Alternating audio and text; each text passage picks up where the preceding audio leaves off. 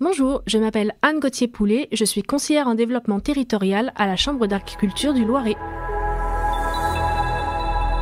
Les agriculteurs nous font remonter les changements climatiques lors de réunions que nous organisons avec les groupements de développement agricole, par exemple, lors de tours de plaine que nous effectuons sur les parcelles agricoles, lors de visites d'essais qui sont organisées par exemple par la Chambre d'agriculture pour travailler sur des variétés résistantes, ça peut être au stress hydrique, au stress thermique, et également lors de formations, par exemple lors de mesures agricoles compensatoires.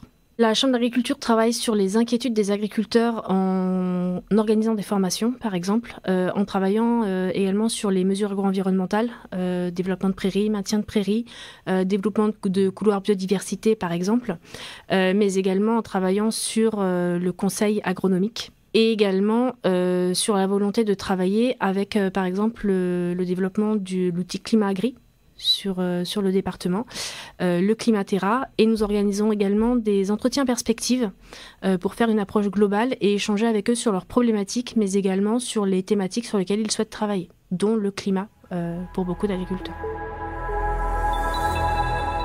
Climatera est intégré dans les processus de travail par le biais, pour ma part, du fait que j'appartiens à un groupe qui travaille sur les entretiens perspectives, le Loiret Écoute Active, et cela nous permet d'identifier des agriculteurs pour travailler avec eux, mais également pour les accompagner sur le développement environnemental. Alors avec Climatera, nous avons pu en mettre en place ou identifier des leviers d'action au niveau des exploitations que nous avons rencontrées. Par exemple, sur le fait de travailler sur tout ce qui va être banc moteur, équilibrage des pneus, mais également sur l'implantation de nouvelles productions au niveau des exploitations agricoles, par exemple des cultures de bambou ou qui souhaitent développer le polonia sur l'exploitation. Également les questions sur l'agroforesterie et le développement d'outils pour le bien-être animal. Nous avons identifié des agriculteurs pouvant participer au Climatera via les groupements de développement agricole, les conseillers des secteurs.